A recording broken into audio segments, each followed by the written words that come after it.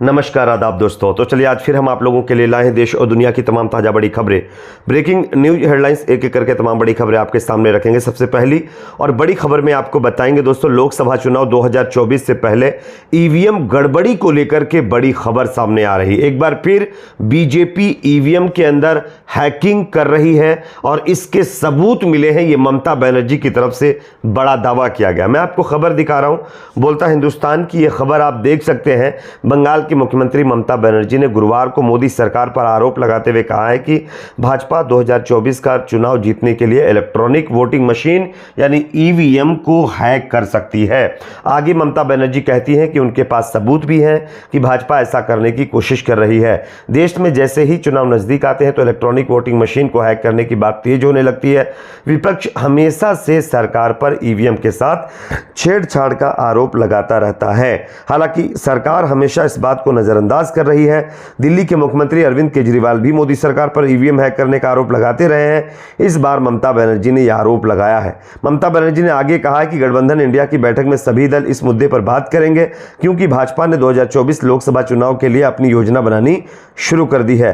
भाजपा के लोग ईवीएम के साथ छेड़छाड़ कर रहे हैं, हमने ऐसा सुना है और हमें इसके सबूत भी मिले हैं। ममता बनर्जी ने आगे कहा कि उन्हें विश्वास है कि आने वाला 2024 का लोकसभा चुनाव विपक्ष का गठबंधन इंडिया जीतेगा और इसी वजह से बीजेपी यहां पर ईवीएम के साथ छेड़खानी करने की कोशिश कर रही है।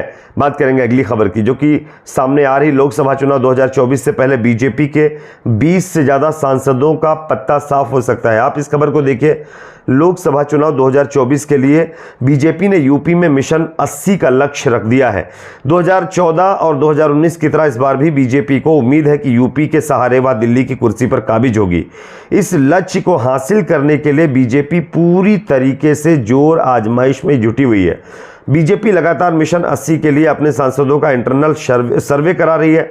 इस बार बीजेपी ने लगभग 3 महीने पहले ही इंटरनेशनल जो सर्वे है वो शुरू कर दिया है और पार्टी सूत्रों की माने तो अब 2 इंटरनल जो है सर्वे किए जा चुके हैं।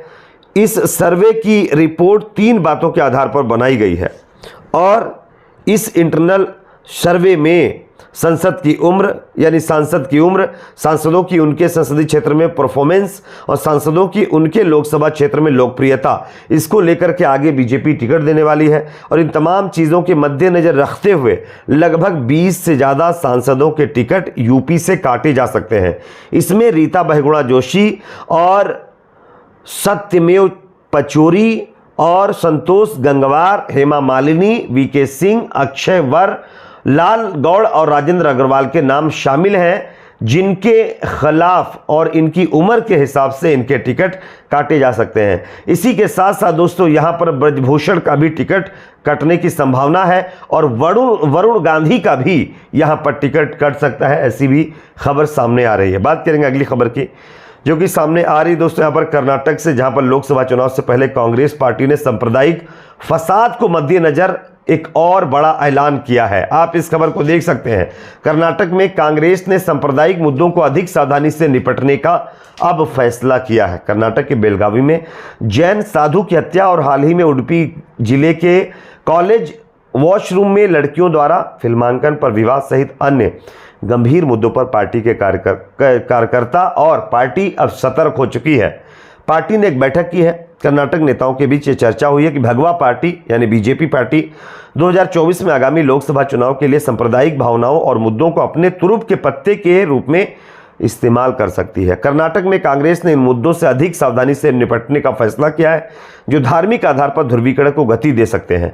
भाजपा के सांप्रदायिक एजेंडे का मुकाबला करने के लिए राहुल गांधी ने गैर प्रतिनिधित्व वाले और छोटे समुदायों की पहचान करने और उनका समर्थन प्राप्त करने के लिए कांग्रेस और सरकार में उन्हें प्रतिनिधित्व देने का भी सुझाव रखा गया। यानी कि कांग्रेस पार्टी की तरफ से पूरी तैयारी हो चुकी है कि 2024 लोकसभा चुनाव से पहले बीजेपी किसी तरह का कोई फसाद या फिर सांप्रदायिक सद्भाव खराब ना कर पाए, इसके लिए अब सतर्कता से कांग्रेस की सरकार काम कर रही है और इसके लिए यहां पर बैठक की गई है।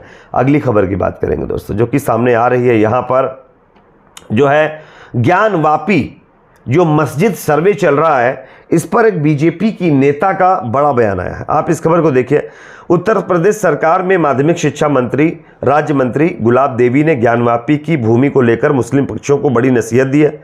उन्होंने मुसलमानों से कहा है कि उन्हें बेवजह विवादों में नहीं फंसना चाहिए। ज्ञानवापी की भूमि मंदिर की है, इसलिए उन्हें यह स्थान हिंदुओं को सौंप देना चाहिए। उन्होंने कहा कि ज्ञानवापी के मंदिर के कई साक्ष्य सबूत जो है त्रिशूल ही नहीं बल्कि नंदी की मूर्ति जैसे मिले हैं, इसलिए मुस्लिम पक्ष को सामने आना चाहिए और मस्जिद की जगह को मंदिर को सौंप देना चाहिए। यहाँ पर उन्होंने ये भी कहा है कि तमाम प्रकार के हिंदू सबूत मिलने के बाद भी पुलिस पक्ष गलती कर रहा है, इसे मंदिर को दे दिया जाना चाहिए। साक्ष्य नहीं मानने वालों को सजा मिलेगी। ये बयान भी बीजेपी की नेता और राज्य की जो है शिक्षा मंत्री की तरफ से ये बयान दिया गया है। अगली खबर की बात करेंगे तो जो कि सामने आ रही है नूह फसाद को लेकर के। नूह के अंदर आप जानते होंगे एक बहुत बड़ा फसाद हुआ जिसमें 6 के करीब लोगों की कैजुअल्टी हो गई। अब जब पुलिस तमाम लोगों के ऊपर कार्रवाई कर रही है तो इसमें पुलिस के ऊपर एक तरफा कार्रवाई का आरोप लग रहा है। आप इस खबर को देखिए। हरियाणा के नूह और आसपास के जिलों में हुई सांप्रदायिक हिंसा में पूरे इलाके में तनाव और भय का माहौल है। हरियाणा सरकार पर नूह में हिंसा करने वाले संगठनों का समर्थन करने का आरोप लग रहा है। अभी तक नूह हिंसा में लगभग 45 एफआईआर दर्ज हुई हैं, जिसमें बजरंग दल और वीएचपी से जुड़े किसी भी व्यक्ति का नाम शामिल नहीं किया गया है और ना ही इन दोनों संगठनों का किसी हिंसा के मामले में नामजद किया गया है।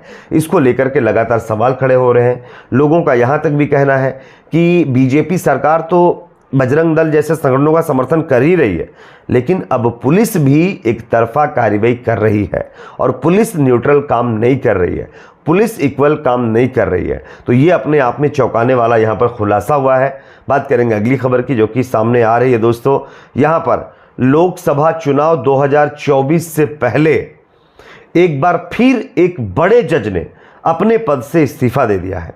आप इस खबर को देख सकते हैं। बॉम्बे हाईकोर्ट के जज जस्टिस रोहित देव ने शुक्रवार को नागपुर पीठ की भरी अदालत में इस्तीफा दिया है। उनके इसके पीछे की वजह व्यक्तिगत कारण बताए हैं। जब उन्होंने अपने इस्तीफे का ऐलान किया उस वक्त अदालत में कई वकील भी मौजूद थे।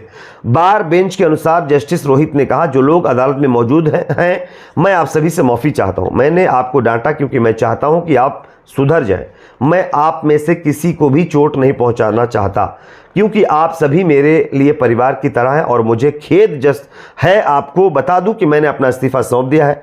मैं अपने आत्मसम्मान के खिलाफ काम नहीं कर सकता। आप लोग कड़ी मेहनत करें। जस्टिस रोहित देव के इस्तीफे के ऐलान के बाद उनके समक्ष सूचीबद्ध सभी मामलों को अब हटा दिया गया। लेकिन ये अपने आप में बहुत चौंकाने वाली खबर है क्योंकि हमारे देश में जो जज है पहले ही बहुत प्रेशर में है कि अपने इस पर क्या राय कमेंट सेक्शन में जरूर बताएं। वीडियो को लाइक शेयर, चैनल को सब्सक्राइब जरूर करें।